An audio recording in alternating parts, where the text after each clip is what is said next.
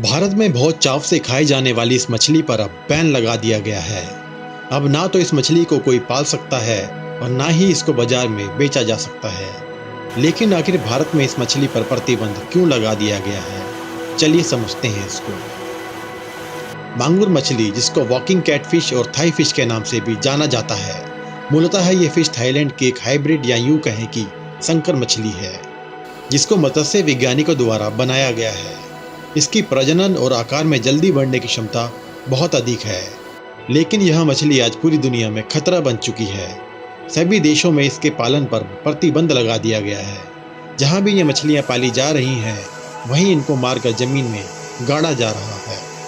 दुनिया भर के वैज्ञानिकों के मुताबिक यह मछली पूरी दुनिया में एक त्रासदी का रूप लेने वाली है। इसलिए जितना जल्दी हो सके इस हाइब्रिड मछली को नष्ट किया जाना चाहिए।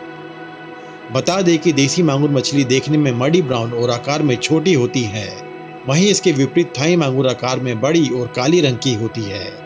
जहां देशी मांगुर अमूमन 2 से 250 ग्राम की मिलती है, वहीं विदेशी मांगुर बाजार में 2 से 10 किलो तक की उपलब्ध है। यह मछली पूर्णतः मांसाहारी है, जिसके कारण ये थाई मांगुर तालाब की सभी देशी प्रजातियों की मछलियों और वनस्पतियों को भी खा जाती है। इसका अंदाजा आप यहीं से लगा सकते हो कि अगर किसी तालाब में 150 किस्म की मछलियों की प्रजातियां हैं और अगर उधर कुछ मांगुर मछलियों को छोड़ दिया जाए तो वहां सिर्फ एक ही प्रजाति बचेगी, यानी मांगुर मछली। इस थाई मांगुर मछली को प्रयागराज की गंगा नदी में भी देखा गया है। इस मछली को इंसान के मांस से भी कोई ऐतराज नहीं है। सही मायने में कहा जाए तो ये एक प्रीडेटर मछली है, जो इंसानों और पर्यावरण के लिए एक बेहद गंभीर खतरा है। दरअसल इसको बड़ा करने के लिए किसान सड़ा गला मांस तालाबों में डालते हैं, जिससे कि जल प्रदूषित होता है।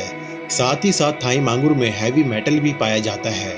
यही वजह है कि इसे खाने से मनुष्य में हृदय रोग, डायबिटीज, अर्थराइटिस के अलावा कैंसर जैसी गंभीर रोग होने का खतरा बना रहता है। विदेशी मांगुर भारत की बायोडायवर्सिटी को नुकसान पहुंचा रही है। मत्स्य वैज्ञानिकों के अनुसार यदि इस मछली को नियंत्रण में या बैन नहीं किया गया तो पानी के कई पौधे व जीव इस धरती से पूर्णतः विलुप्त हो जाएंगे। इसलिए मछलियों से कई स्तर पर होने वाले नुकसान को देखते हुए एनजीटी यानी राष्ट्रीय हरित अधिकरण भी सख्त हुआ है।